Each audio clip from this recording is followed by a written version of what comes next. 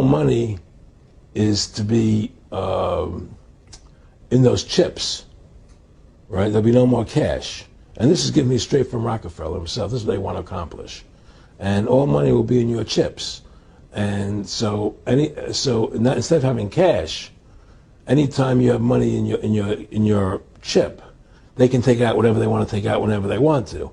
If they say you owe us this much money in taxes, they just deduct it out of your chip digitally. Total control. Total control. And if you're like me or you, and you're protesting what they're doing, they can just turn off your chip. And you have nothing. You can't buy food. You can't do anything. It's total control of the people. And that chip's connected to a database that has your purchasing records, what you do, what everything, you sell. Everything is in there, you know?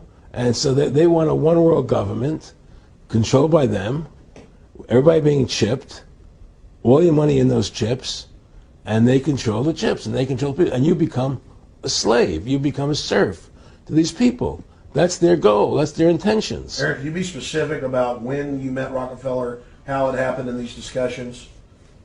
I met Rockefeller through a female attorney I knew who called me up one day and said, one of the Rockefellers would like to meet you. I made a video called Mad as Hell, and he'd seen the video and wanted to meet me and knew I was running for governor of Nevada. So sure, I'd love to meet him. And I met him, and I liked him, and he was a very, very smart man. And we used to talk and share ideas and thoughts. And he's the one who told me 11 months before 9/11 ever happened that there was going to be an event. Never told him what the event was going to be, but there was going to be an event. And out of that event, we were going to invade Afghanistan to run pipelines from the Caspian Sea. We were going to invade Iraq, you know, to take over the oil fields, establish a base in the Middle East, and make it all part of the New World Order. And we'd go after Chavez in Venezuela. And sure enough, later 9/11 happened. And I remember he was telling me how how you're going to see soldiers looking in caves for people in Afghanistan and Pakistan and all these places. And there's going to be this war on terror, which is no real enemy. And the whole thing is a giant hoax, you know, but it's a way for the government to take over the American people. He told you it was going to be a hoax. Oh, yeah. Oh, yeah. There's no question. He says, there's going to be war on terror. And he's laughing. There's no... Who are we fighting? I mean, why do you think 9/11 happened and then nothing's happened since then? Do you think that our security is so great here that these people who pulled off 9/11, who were able to, can't knock down another plane? Come on, it's ridiculous. 9/11 was done by people in our own government and our own banking system to perpetuate the fear of the American people into subordinating themselves to anything the government wants them to do. That's what it's about, and to create this war, this endless war on terror. And that's why and that was the first lie. And the next lie was going into Iraq, you know, to get Saddam Hussein out with his weapons of mass destruction. That was the next lie. Now, specifically, this was a little over 6 years ago. This was 11 months before 9/11. Yeah. And Nick Rockefeller, who's a lawyer, he's become your friend over the previous years, and he's saying to you that there's going to be this big event, and then out of that we're going to have a war on terror, and it's just going to go on and on. Right. An endless war on terror without any real enemy. That you can never, so you can never define a winner. And did he say that it's going to be perfect because you can't define an enemy? It just goes on and on? Yeah, because you can't define a winner. There's no one to beat, so it goes on and on forever. And they can do whatever they want. They scare the hell out of the American public. Look, this whole war on terror is a fraud. It's a farce. It's very difficult to say it out loud because people are intimidated against saying it. Because if you say it, they want to make you into a nutcase. But the truth has to come out. That's why I'm doing this interview. The fact of the matter happens to be that the whole war on terror is a fraud. It's a farce. Yeah, there's a war going on in Iraq because we invaded Iraq. And people over there fighting, you know. But the war on terror, it's a joke, you know. And until we discover what really happened on 9/11 and who was responsible for 9/11, because that's where the war on terror emanates from. That's where it comes from. It was 9/11 that allowed this war on terror to begin. And until we get to the bottom root of 9/11, the truth of 9/11, we'll never know about the war on terror.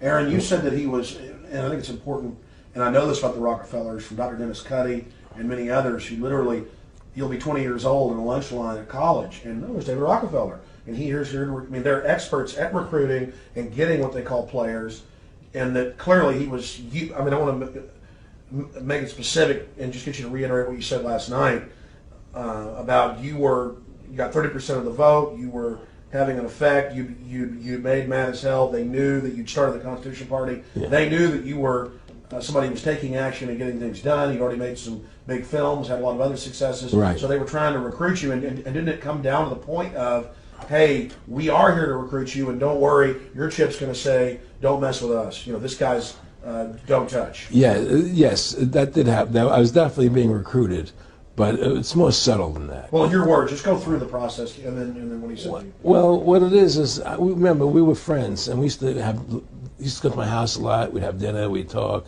and he'd tell me about business investments, how you get involved in, or they would help me with this business investment or that business investment. And was I interested in joining the Council on Foreign Relations? I would have to get a letter to join them, but was I interested in that? And, just stuff, leading you on. And I used to say to him that I never really did that because that wasn't where I was coming from. As much as I like you, Nick, your ways and my ways, we're on the opposite side of the fence. I don't believe in enslaving people. And he would come back with, "Oh, I do." Or? Well, it would be more like it's better for them. Well, it's more like how do I put it? It was like, what do you care about them? What do you care about those people? What difference does it make to you? Take care of your own life. Do the best you can for you and your family. What do the rest of the people mean to you? They don't mean anything to you. They're just serfs. They're just people. It was just a lack of caring, and that's just not who I was. It was just sort of like cold, it was just like cold, and I used to say to him, what's the point of all this? You have all the money in the world you need. You have all the power you need. What's the point? What's the end goal? And he said the end goal is to get everybody chipped, to control the whole society. To have the bankers, the elite people, the bankers and some governor controlling the world. And I said, all the people in the Council on Foreign Relations believe this way you do? He said, no. Most of them believe they're doing the right thing. A lot of them believe it's better off being socialistic. We have to convince people that socialism is really capitalism. Because America's becoming a socialist country. It's a communist country today. Well, one of the things they told me was that he was at the house one night, and we were talking, and he started laughing. He said, "Aaron, what do you think women's liberation was about?" And I said, I had pretty conventional thinking about it at that point. I said, I think it's about women having the right to work, getting equal pay with men, just like they won the right to vote, And he started to laugh. He said, "You're an idiot." And I said, "Why am I an idiot?" He said, let me tell you what that was about. We, the Rockefellers, funded that. We funded Women's Lib, And we're the ones who got all over the newspapers and television, the Rockefeller Foundation. He says, and you want to know why? He said, there were two primary reasons.